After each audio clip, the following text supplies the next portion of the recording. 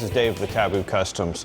This video today, we're going to be covering another one of our coating processes. We do two main coating processes. The first process we covered in another video, which was our Eastwood Rust Converter and Rust Encapsulator Plus. This coating process is quite a bit different, and what we use for it is we use fluid film, and typically we're using fluid film black on frames. They do have a clear. We'll use a lot of the clear inside of rocker areas, inside of doors, things like that. Fluid film is an interesting product. It's quite a bit different than like your rust encapsulator type products. The biggest thing about fluid film is that it does not dry because it's a lanolin oil based product, so it's never going to dry out, and it provides some benefits with that, but there's also some drawbacks. So we'll get into that with this video.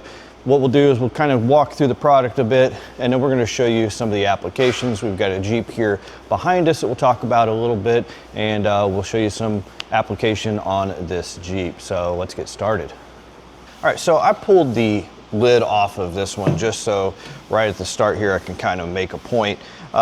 This coating is not like a lot of other coatings that you might be thinking of if you're buying some sort of undercoating. It is not really runny. I mean, I've got the lid off, I can tilt it quite a ways before it gets to the point where it's going to start coming out. It's more of like a grease consistency, maybe not quite grease, between oil and grease consistency, which makes it pretty unique. And the first time, if you're not expecting it and you pop a can of this open and you look at it, you're probably going to be a little bit shocked if you're expecting something that might look like paint. So with that though, it does have some interesting pros and cons around that. So being an oil-based product and being a product that never dries, that means that if you apply it on exterior surfaces, it's never going to dry. And if you have a vehicle that you work on quite a bit and you have to get under it and you are rubbing on things underneath it, you're going to get it all over you, depending on what you're doing. So if you've got to do a transmission, I wouldn't spray this before you do the transmission.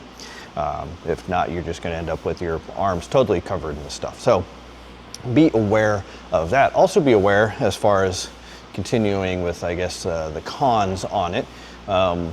We don't apply it a lot externally to frames. I know there's a lot of people that do, and I know fluid film wants you to, obviously, but they also tell you that then you're going to need to reapply it once a year because it will eventually wash off. Even though it says it resists wash off, eventually it will wash off, especially if you like pressure wash your vehicle, or if you use a detergent or Dawn or something like that in a bucket and you put that on it.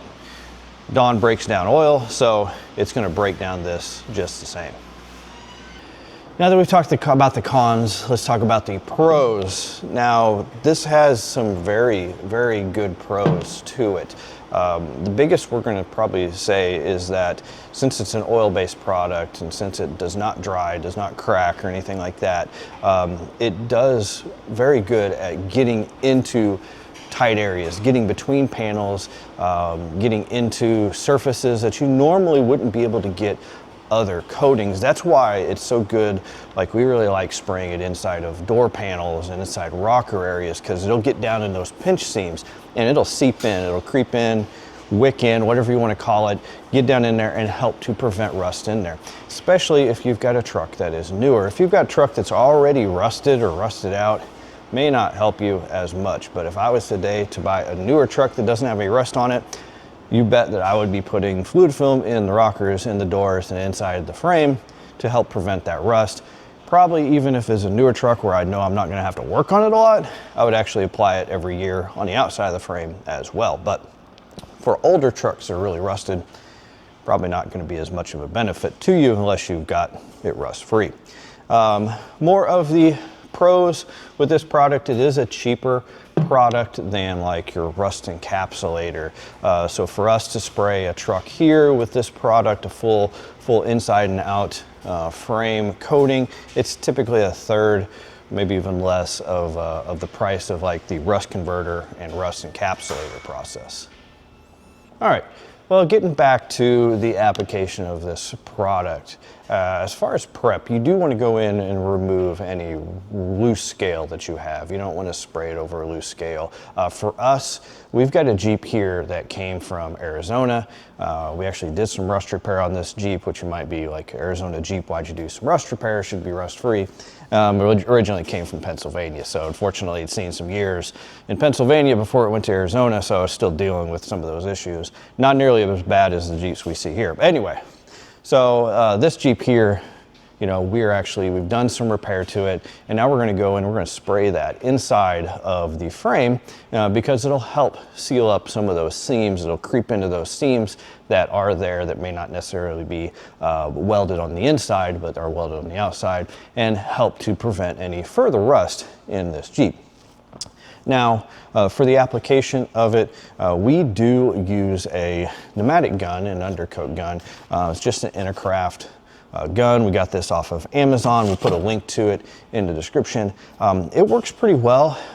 It works, you know, we use a couple of different nozzles on this. This is the nozzle for essentially spraying on the outside, and then you get a hose with an end on it that you can spray a fan, and that's what we use on the inside. Now, it definitely, being it's not as fluid as other products, does not necessarily spray as well, but it does get the job done. One thing we'll note is as we are going through and using this product, it will, let me see how to explain this, a milkshake. When you have a straw in a milkshake and you're getting down towards the bottom of your milkshake and you're sucking through that straw and you know you've got milkshake left, but you're not getting any out of the straw because it's basically packed around the outside of the cup and you've gotten all of it out of the inside. Same principle here. You will see us maybe as we're spraying this, shake it a little bit, and that's to shake it and get it to where it's back to where it's hitting the straw because we're not picking it up. Because of that, with this gun, we'll typically only let it run down to a certain point and then go ahead and fill it back up. So in talking about that, that's one thing with filling it up. You can try to pour this. It's not going to pour real well. We honestly, a lot of times, will use a spatula because, like I said, if you look at this, consistency, well, right now, of pudding. Now, one thing we will say is that if you do let this sit open for a while, it will kind of start to get a little bit harder. I don't want to say harder. It'll get a little bit more thicker. It'll get thicker in consistency. If you stir it up, especially inside of here, it will thin out a little bit and become a little bit more fluid. So you want to make sure that you do have that stirred pretty well in there, because that will help you to spray it. And what we'll do is we'll go ahead and we're not going to do the outside of this Jeep. We're really just doing the inside of the Jeep to help prevent any kind of rust from the inside. Because it's going back to Arizona, probably shouldn't have any problems with the rust on the outside for any time soon. So what we're going to do is we're going to grab a panel. We'll show you some spray on the exterior of that panel just to show you and so you can see it. And then we'll go through and do some of the spray on the inside, show you some of that, give you a couple of tips how we like to do it here. Okay. Now, as far as PPE, we'll wear gloves. If we're doing a full frame on the exterior, typically also wear a raincoat because we'll end up bumping into stuff and trying to keep it off our skin. It's probably not nearly as bad as some of the other products. Smell is not too bad, not real noxious. It does not travel as far as other products when you're spraying it, so it's a little bit easier to control as well. But definitely gloves, eye protection, pretty much normal PPE. Now, as far as the gun itself, if you're using this gun, we'll pretty much run our nozzle almost all the way out there. And you see, sprays pretty well.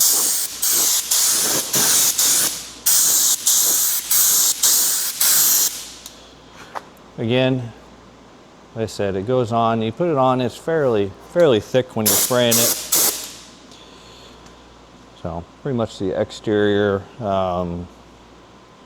Again, spray it on your suspension components. You can spray it on most things. I think there's some rubbers that if you're worried about seals, and for instance, you may want to avoid those if it'll cause it to swell up or cause any sort of reaction with the oil.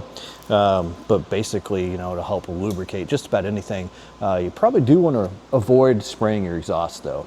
The good thing about this is if you did spray your exhaust, unlike other products that are going to start drying, this is a lot easier to wipe off if you needed to wipe it off something. Same thing for, you know, the body and things like that. You know, if we're still doing a full truck, we will cover up the body just to avoid needing to clean so much of it off, but it does clean off fairly easily. All right, so as for spraying it on the inside of the frame, obviously we've gone and we've got our wand. Now, if you get this gun, it'll come with two, so make sure you grab the right one. The other one just has a hole in the end. You don't want that. You want the one that'll spray in a fan. And we'll try to, guys, see there, it sprays in a fan motion. So what we'll do is we will go to the frame and basically try to fill up each cavity with this. And what we'll do is we'll stick it in there as far as it'll go, start spraying, and then we'll try to move it around inside the frame because we don't want it stuck in one corner. We don't want it to just really coat from one corner out. We want it to kind of coat all around. And we'll be pretty liberal with this stuff here.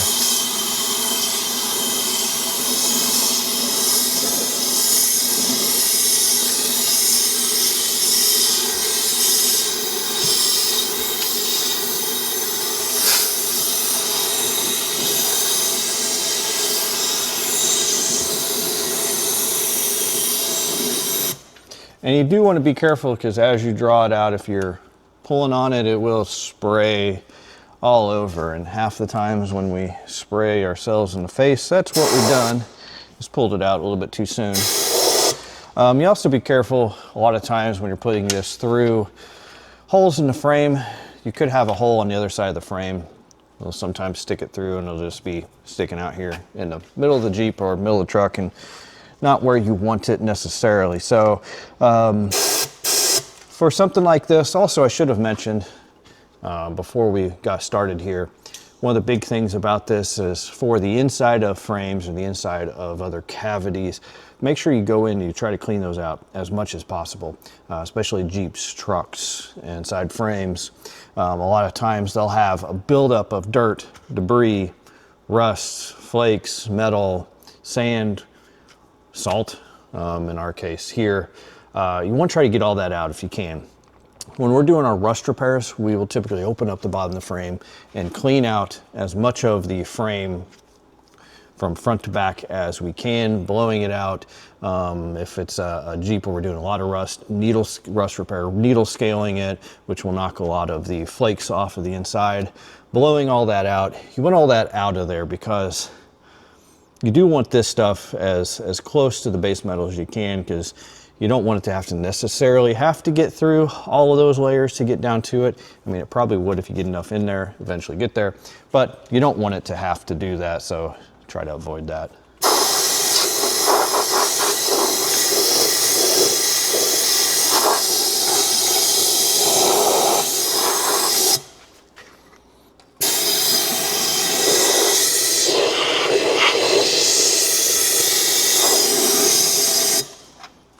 Now for the Jeep like this, we'll go in every hole that we can because we want to try to hit it from all angles.